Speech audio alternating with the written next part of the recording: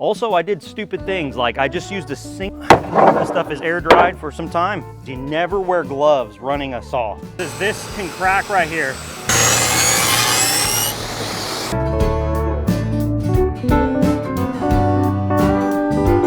Hey, welcome to the Okie Woodsman channel. We just got a delivery. Well, I just got a phone call saying that we got a delivery. Let's go check it out. This is day 2 of working on the shed extension. I have 3 solid days to be able to work on this. Actually, I really want to try to get it wrapped up mostly today if I can. Don't know if that will happen. This is what we got done yesterday. I thought I was going to go ahead and do it all by myself, but then my wife offered my boys help and I said yes, for sure. They were a big help. We were able to bust through it a little bit faster. All right, here we are. This is the delivery I got. Should be 9 of those panels right there and 9 of these 2x6s. I needed those.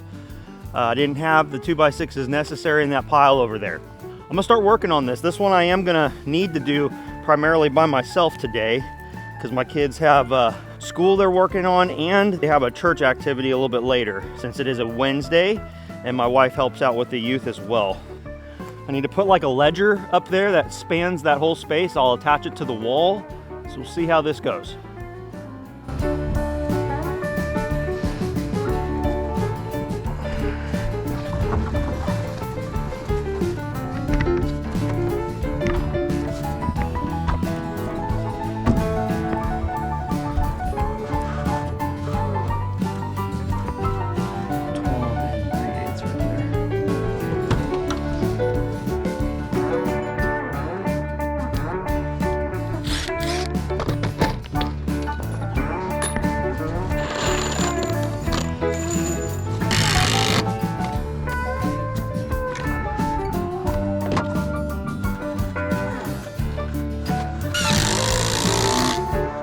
This is completely based off of whether or not my original, whether the platform was level. I'm gonna call that good. We're touching the line slightly there. I think I'm very pleased with that.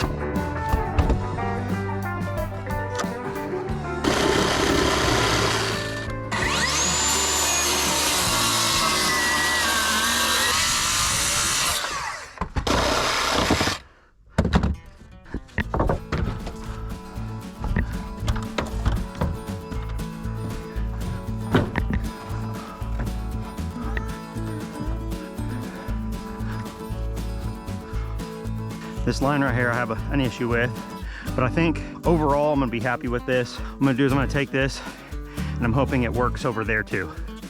So my hopes is, if it is, then I'll go ahead and trace a few of these, cut them out.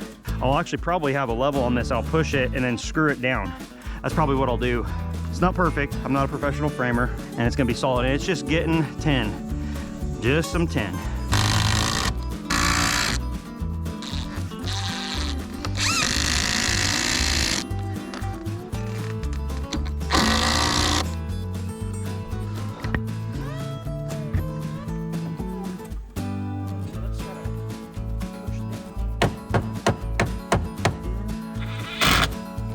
Thank you.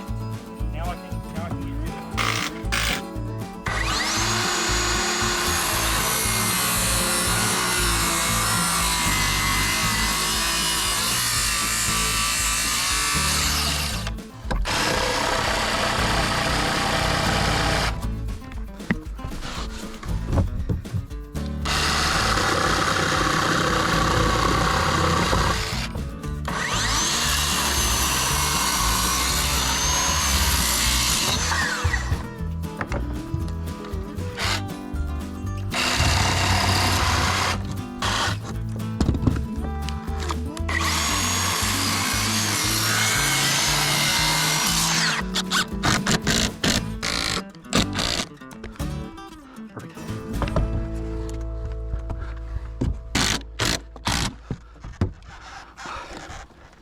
Hey, if you've got any advice for me down in the comment section, please feel free to share it.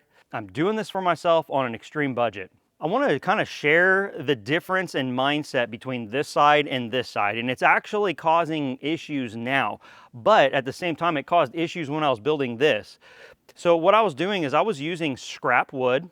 I wanted to keep all the stuff that I had left over from my house to build a garage, a proper garage. So I had 2x6s left over, and I actually ripped each 2x6 in half, and I framed the walls with less than 2x4 walls on this. Okay, because it was just simply a shed standing on 4x4 posts. It's got a lot more posts than this side does. There's a lot more posts there, so I had a different mindset. Also, I did stupid things like I just used a single top plate on this wall, thinking that was saving me material.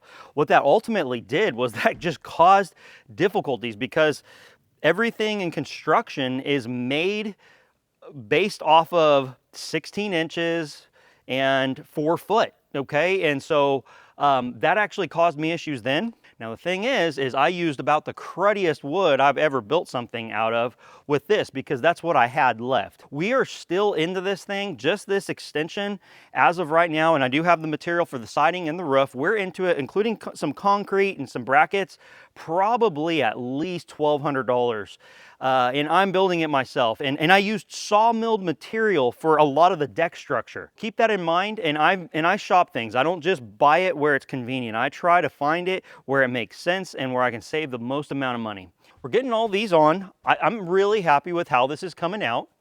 Is it perfect? Absolutely not. You know, I think it's going to do well. Again, this is not a how-to video. This is what I'm doing on my Oklahoma homestead to get by and give ourselves a great place to store some material. I'm also trying to decide if I'm going to use this side for the Okie Woodsman studio or that side. There's some advantages to this side for sure. So I'm really wanting to utilize this side here, I believe. And a lot of it has to do with this wall here. I think it's going to be very nice, especially once I get lighting in here. This wall is going to be gorgeous, I think. I just want to make it a little bit more presentable than my current setup, because I built that just for using it. I didn't build it for aesthetics. I didn't build it for the Okie Woodsman channel. I didn't build it for the type of work that I am doing most often. I kind of want to isolate mechanic type tools versus woodworking. And again, this is just step 1 or step probably 30 of 1,000 here on our homestead. However, this is a big deal for us. This is going to save us about $75 a month in storage fees, we believe. I think we're going to be able to get all of our stuff out of storage. It's going to be tight. I really do want to put it all on that side right there. I really do. So we'll see how that goes. But I'm going to keep on going, keep on trucking. I've just got a few more of these to put up. Then I'm going to go ahead and find material. I forget what they're called, but it's those boards right there that go across, okay? And this is gonna be done better than it was on this side here. I'm gonna keep on trucking on this. I finally have some shade. This is really nice because it was brutal in the direct sunlight. One of these is really twisted. Might be this one here. It's gonna fight me.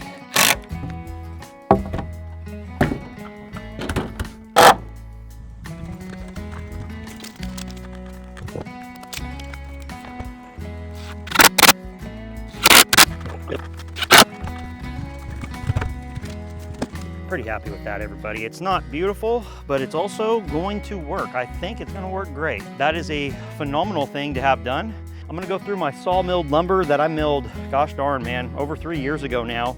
And I'm going to try to pick up some stock that I just really want something around 3 or 4 inches. If I have to, I'll rip down boards. I really don't want to have to rip down boards though.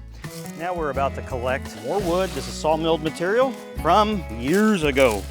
Been chipping away at this every so often for quite some time. See how we're looking.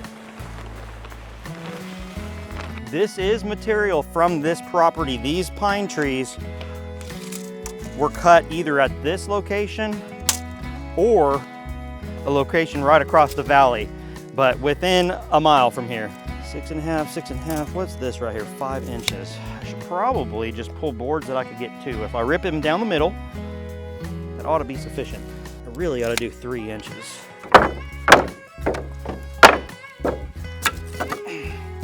Figure out something. We always figure out something, right?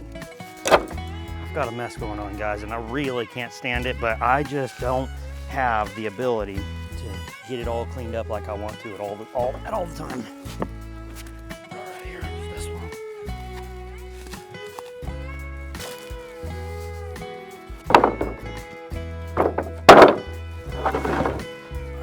This stuff is air dried for some time, and in my opinion, it's gorgeous wood.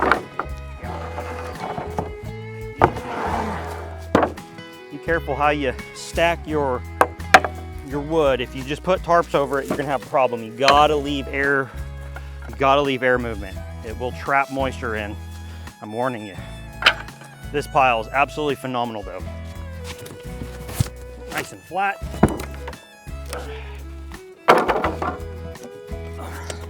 Shade is gonna be awesome. I can take some shade. Let's talk about this table saw here. My experience with portable saws is limited to this guy here, and I had a Hitachi, which would now be a Metabo, for a long time. That saw worked really well, but what didn't work well on it was the stand. The stand was absolutely terrible. You couldn't push anything against it. There was just no way that was happening. It would tip over backwards. It had this weird little tripod foot, and I'm telling you, when I tell you that was dangerous, it was dangerous. Now the stand is super great, but I have been less than thrilled with the fence. I can't find any adjustments at all this way on it, and it's a pain in the butt. Not super thrilled. I like how light this unit is. I like how easy it is to clean up. I like everything about it, but I feel like it's a little bit too dumbed down. Just my thoughts. Another point of conversation is you never wear gloves running a saw. Honestly, I think I used gloves the other day when I was cutting with the miter saw. That's a no-no. When I worked in a wood shop, there was no gloves ever. I handled lots of rough sawn lumber, planed, jointed, ripped, all that stuff. Never had any gloves. Didn't get a lot of splinters because I believe that you learn how to adjust your grip and not get splinters when you're working with rough sawn material often. Do not want my air compressor kicking on while I'm cutting.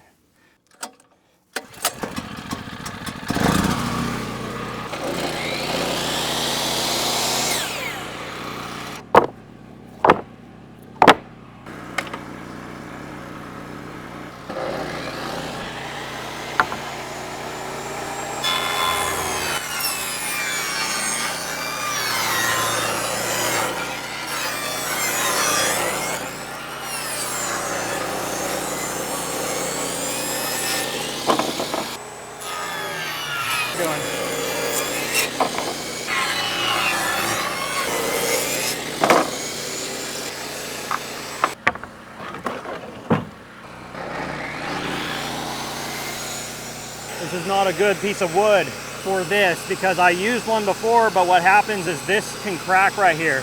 Be fine for trim, but not good for the roof. Well, unfortunately, I wasted my time carrying that over here. I'm gonna start ripping down the wider stock here. It's gonna become a little bit more fun.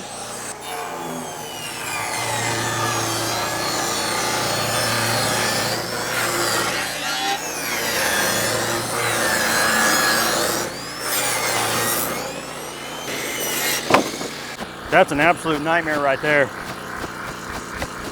Absolute nightmare. Many of you ask why I don't just run an air compressor to clean saws and equipment off.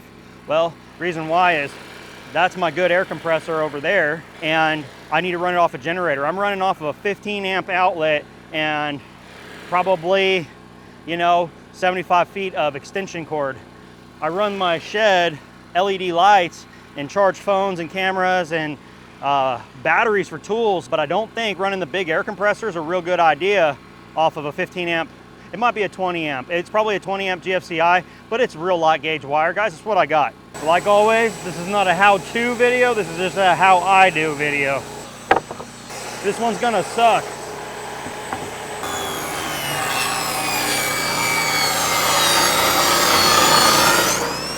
I'll show you how I handle stuff like this.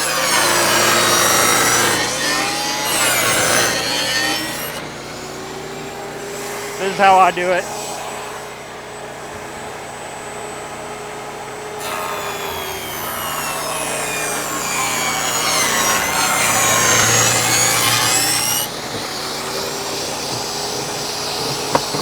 That's probably the safer way.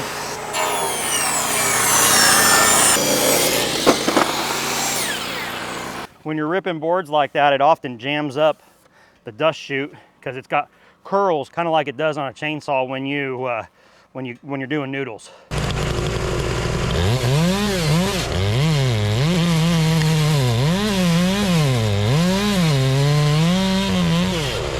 I was ripping pretty fast, so you know I wasn't giving it time to clear out. All right, also it's got a little thing in there. I'm gonna go ahead and unplug it because I'm gonna stick my hands down in there. See, it's unplugged. All right, I'm gonna just loosen it up with here. There we go, and I'm gonna take the blower. This battery's been sitting in the hot sun all day. Probably shouldn't have done that, but it's realistic on a job site, right?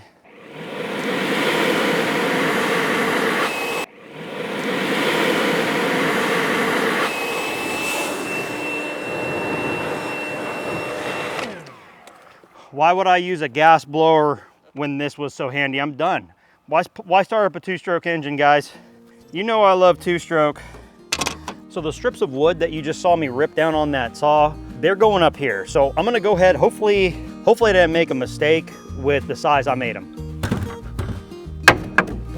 And of course, I'm not prepared for work. I took my belt off over there. Out with the 3, in with the 2.5.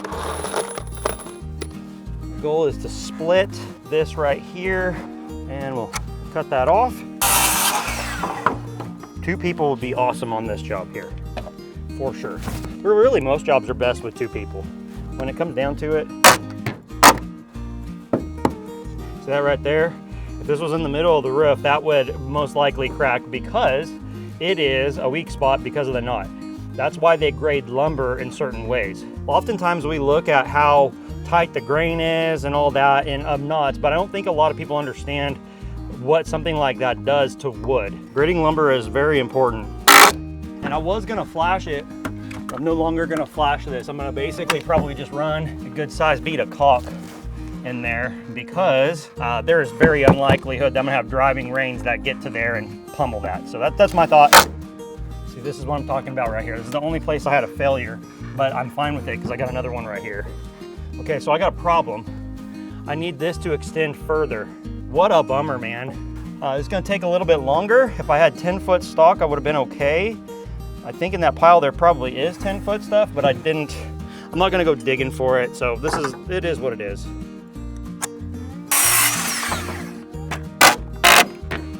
And this is what I'm doing different this time, is I am making sure that this is directly over the wall. I did not do that last time and it caused me problems. It's gonna be hard to seal that up. I can do it with net, but it sucks. So this needs to be right over this wall. This is the stuff you learn when you're just kind of winging it. I'm gonna set my depth over there. I'm gonna screw this down so I don't have to come back.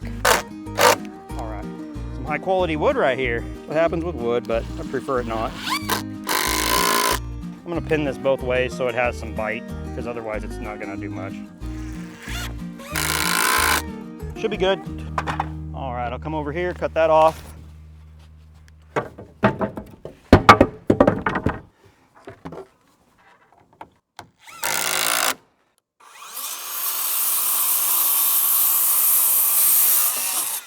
See that? Skin that just a hair, but otherwise we're good. And that's perfect. This is working out nicely. I might be able to get this done today. I'm gonna keep chugging along. I'll bring you back in just a little bit.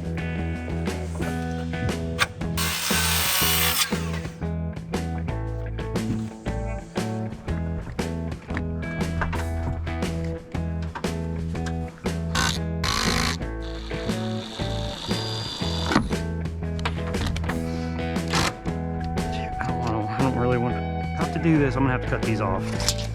They're exactly 10 foot.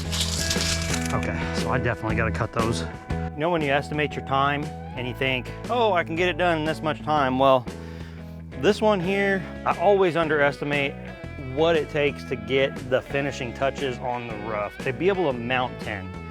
I've gotta cut the tails off of my rafters there, which means I gotta cut them straight. It's gotta be kind of a precision type thing.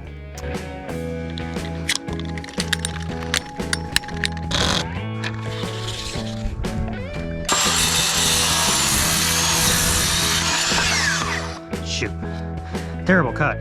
Now I gotta fix it. That's even worse. Ugly. Ugly, ugly, ugly. Good wood would have been nice. That looks good.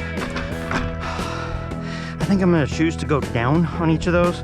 What that does mean, however, is that I'm going to be moving for each slot. But if it means a better result, that's what I'm gonna do.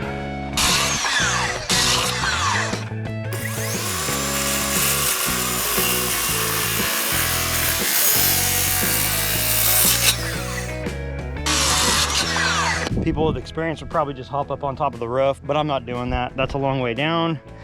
This is not my primary gig, and I need to be able to go to work. And I want to do a YouTube channel, so I don't want to end up being disabled because of a stupid choice.